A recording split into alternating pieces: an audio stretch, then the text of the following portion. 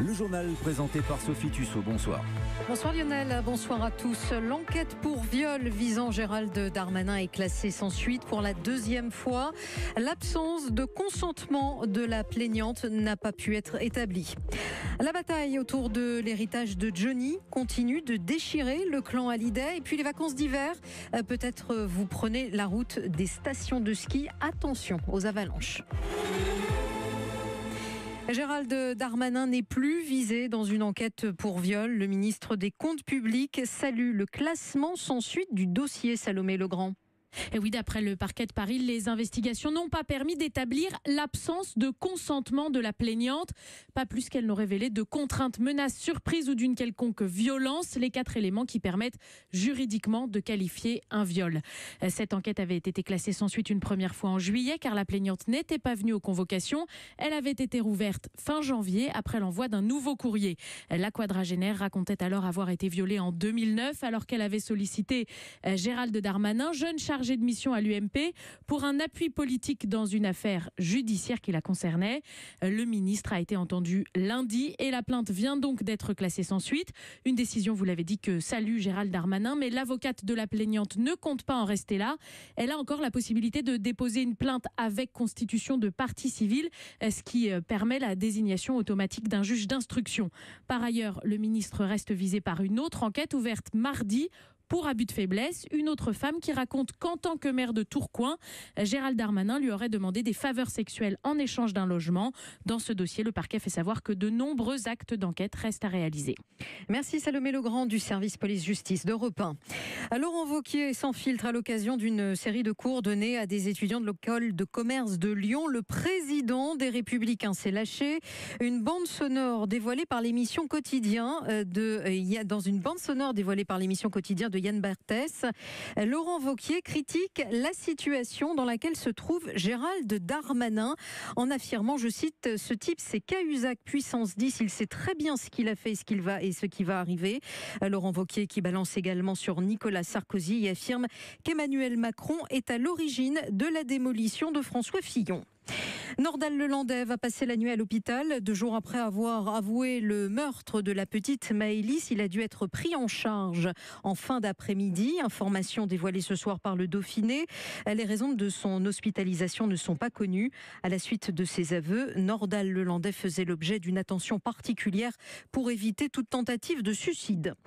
Près de 30 ans après les faits, Michel Fourniret passe aux aveux. Le tueur en série reconnaît 2 nouveaux meurtres, ceux de la Française Marie-Angèle Domès et de la Britannique Johanna Parish. Un soulagement pour la famille de cette Anglaise. Maître Didier Seban. Ça fait maintenant 28 ans que Johanna Parish est décédée, des années que nous nous battons pour que la justice avance dans ce dossier, des années que Michel Fourniret et Monique Olivier sont mises en examen dans ce dossier, après des aveux de Monique Olivier qu'elle avait retirés.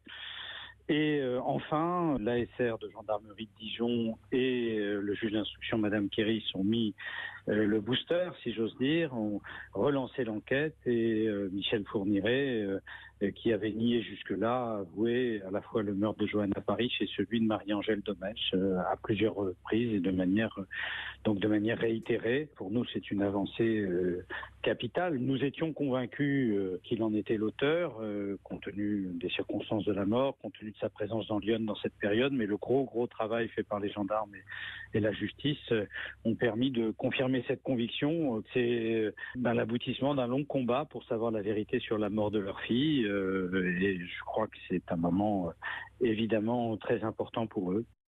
Maître Didier Seban et Michel Fourniret a été condamné en 2008 à la perpétuité pour les meurtres de 7 jeunes filles. De nouvelles précisions dans l'affaire Théo. Une récente expertise médicale explique de quelle façon le jeune homme a été blessé à l'anus par la matraque d'un policier à Aulnay-sous-Bois en février 2017. Le document remettrait en cause l'intentionnalité du geste. Dans ce dossier, un policier a été mis en examen pour viol aggravé, 3 autres pour violence volontaire. Les querelles autour du testament de Johnny s'enveniment. Laura Smet promet la vérité par les chiffres. Sylvie Vartan est sortie de son silence. Et même Eddie Mitchell, ami de toujours de la star, s'est exprimé. Le clan Hallyday est complètement déchiré, Jean-Sébastien Soldaini. Un nouveau testament du chanteur sorti d'un office notarial. Et voilà les proches de Laura et David qui s'invitent dans le débat face à ce qu'il faut bien appeler un clan Laetitia. Eddie Mitchell tout d'abord. La vieille canaille qui, il y a à peine plus de 6 mois, partageait la scène avec Johnny Hallyday dans une série de concerts. Monsieur Eddie fait une courte déclaration. Je ne comprends pas que l'on puisse déshériter ses enfants. Étant le parrain de Laura, dit-il, il est normal que je la soutienne. L'autre invitée surprise au débat, c'est l'ex-épouse du chanteur et maman de David, Sylvie Vartan. Elle affirme que ce n'est pas Johnny qui a fait donation d'une maison, mais elle-même. Elle assure aussi que Johnny n'a pas payé le redressement fiscal de David. Face à eux, c'est la grand-mère de Laetitia qui s'exprime, Eliette Boudou, surnommée Mamie Rock, elle qui gère toutes les sociétés françaises du couple Hallyday, interrogée par M6. Elle dit ne pas penser du bien de Laura et David. Ils ont déjà eu leur part. C'est Laetitia qui gagnera, affirme-t-elle. Merci Jean-Sébastien Soldaini. Les cheminots décidés à défendre leur statut. Une manifestation nationale aura lieu le 22 mars prochain en parallèle de la journée d'action des fonctionnaires. Annonce au lendemain de la remise d'un rapport au gouvernement qui préconise d'importantes réformes au sein de la SNCF. Autre mouvement, à partir de demain, la grève illimitée des VTC à Paris, Nice, Bordeaux, Marseille et Lille. Les chauffeurs demandent au gouvernement d'accélérer ces travaux, notamment sur la mise en place d'une tarification minimale. À Paris, un rassemblement est prévu dès 7h demain matin aux abords de l'aéroport de Roissy avec des barrages filtrants. Une opération escargot est également prévue en direction de la capitale. À noter que demain est le premier jour des vacances d'hiver de la zone C, Paris, Toulouse, Montpellier, et le début de la deuxième semaine de la zone A, Bordeaux, Clermont-Ferrand et Lyon. Il va y avoir du monde sur les routes. Demain est classé orange au niveau national et noir en Auvergne-Rhône-Alpes. Ce sont donc les vacances d'hiver, synonyme de ski pour une partie des Français. Et après la mort de 3 skieurs cette semaine dans une avalanche dans les Hautes-Pyrénées, Sébastien Lecornu s'est rendu en Isère. Aujourd'hui, le secrétaire d'État à l'écologie a mis en garde les vacanciers contre les dangers du hors-piste. La première chose, c'est s'informer. On ne sort pas sur le domaine skiable, au pire, en dehors du domaine skiable, sans prendre les informations indispensables, notamment de prévision météorologique. Si des équipes H24 passent du temps à émettre des bulletins, à donner des informations, à les rendre grand public, y compris sur des applications que tout le monde peut télécharger sur son smartphone, toutes ces informations-là, elles ne sont pas faites pour rien. Donc il faut en prendre conscience et connaissance, parce que derrière, lorsqu'on doit déclencher une opération de secours, c'est aussi la vie de militaires et de fonctionnaires de police que l'on met en danger. Donc tout ça, c'est une chaîne de solidarité, une chaîne de vigilance qu'il faut déclencher. Le secrétaire d'État à l'écologie, Sébastien Lecornu, au micro européen d'Aurélie Herbemont. Ces vacances d'hiver sont peut-être aussi l'occasion pour les élèves de terminale de commencer leur révision pour le bac. Alors, que faut-il faire? Se reposer ou bûcher? Ève Roger a posé la question à Virginie Berthereau, rédactrice en chef au magazine L'Étudiant.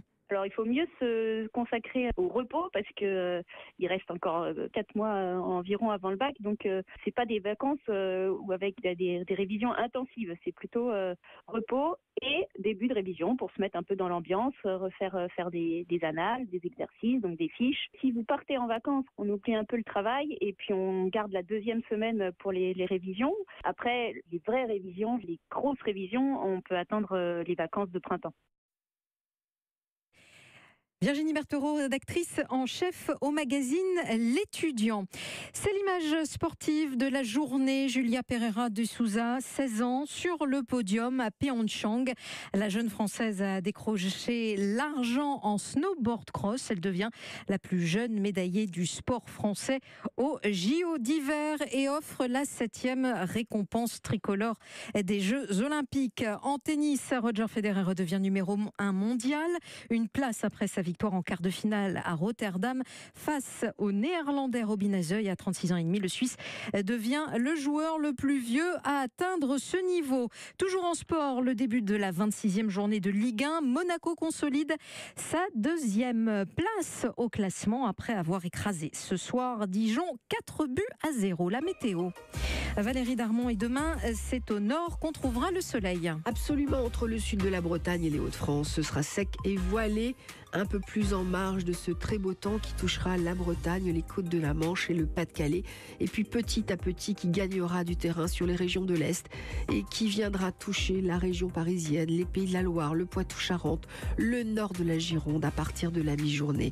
Sinon, partout ailleurs, il pleuvra ou alors il neigera, notamment sur les reliefs de l'Est, à assez basse altitude d'ailleurs, et surtout abondamment. Les températures seront plus hivernales, mais autour des normales sur la moitié nord et le long des Alpes avec 0 à 6 degrés, plus doux du sud-ouest en Méditerranée avec 7 à 11. L'après-midi, température en baisse, en particulier dans le sud-ouest, 2 à 7 sur l'Est, 8 à 12 ailleurs et jusqu'à 16 autour de la Méditerranée. Merci Valérie Darmon, vous êtes sur Europe 1. Il est 23h10.